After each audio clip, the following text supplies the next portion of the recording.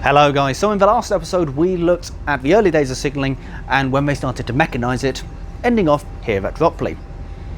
Now on the railway we do have another signal box that goes one step further, namely at Alton.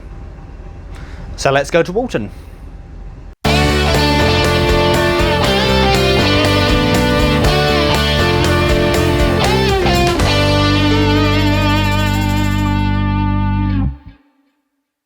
Semaphore signals were brilliant, but they did have their limitations.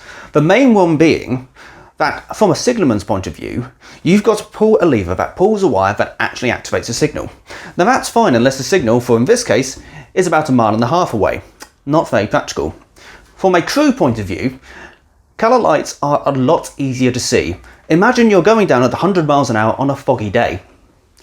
As you come to a signal, you're relying on seeing a random arm stuck out at the side. And that could be the difference between life and death. Colour lights, you've got a lot easier job. Welcome to Alton Signal Box. The signal box itself was bought from Bentley and the panel was bought from Chichester, where we modified it to make it fit our needs. First of all, some similarities and some differences. The first similarity is the token machine. That's standard across the whole railway. If we look at the panel itself, the panel face here, like we have at Ropley, it tells you what track sections you have.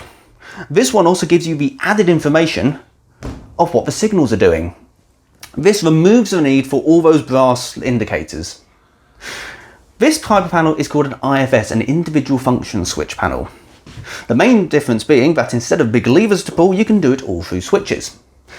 If we look down towards the points, which are these ones here, they have their indicators built in. So if I were to throw, let's say 21 points, which are just outside, it's in normal, it's currently flying over, we can hear the points behind us, and it's now detected in reverse.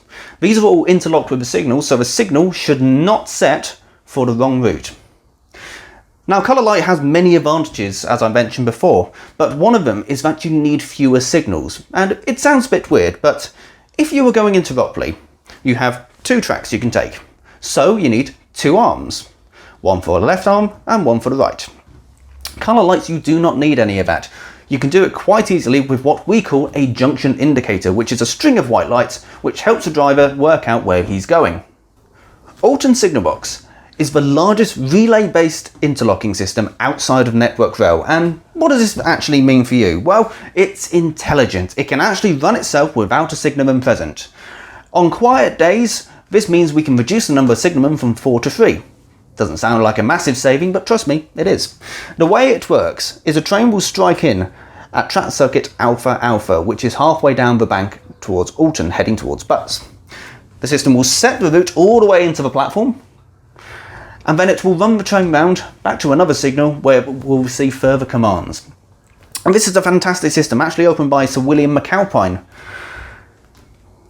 In practice, it's similar to Ropley Box with a few differences. The main similarity is that you're still setting points manually and setting signals manually.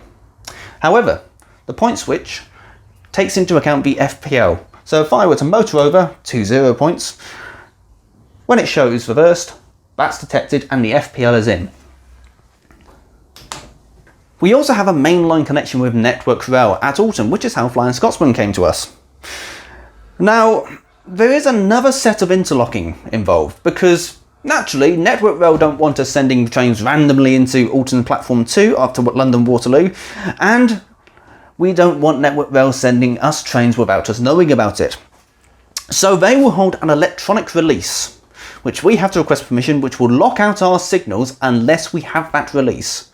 So for example, if I want to send a train onto Network Rail tracks, I will need to throw these points outside. Without the release, I can't do anything. So if I were trying to throw the switch, nothing will happen. And that kind of slot and release system is still in use on the national network, but we'll talk about that later.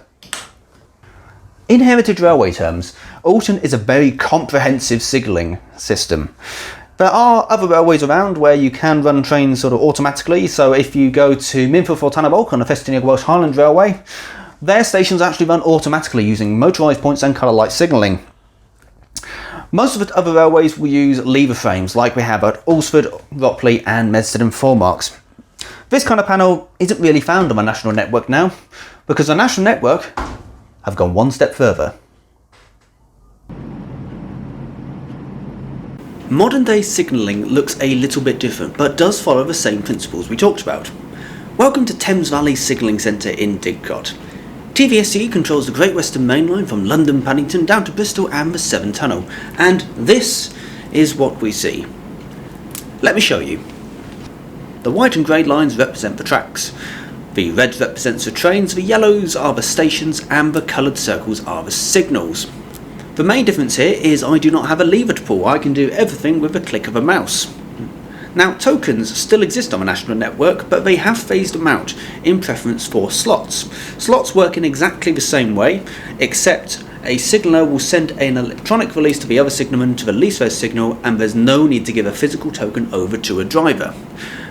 Using the slot system, both signallers know, like tokens, exactly where the train's coming from, where it's going, and that there's only going to be one train on a single line at a time. The West Highland line up in Scotland use a different form of token, which is called a radio electronic token block system, but that's one for another time. And there you have it. Going from a time when you didn't need signals because you were going too slow to a time where trains can now easily travel at 125 miles an hour safely. Now, I know some people are going to say that it's not the same as lever frame boxes, and it's not. It's more advanced. As the speed of trains increase and the demand for the railways increases, the railway needs to adapt and develop to meet those demands. Just a quick thank you to Thames Valley Signalling Centre and Network Rail for letting us use the simulator room here. Hopefully this has given you an insight into what we now know as the digital railway. And there we are, guys, a little treat for you right at the end. Now, believe it or not, all of that was actually a scratch the surface of what's actually out there. There are so many complex systems out there, and it's absolutely mind-blowing when you start diving into it. To give you an example, the signals we see at the moment are called fixed block, and that's because the signals are physically fixed to the ground. That is the distance.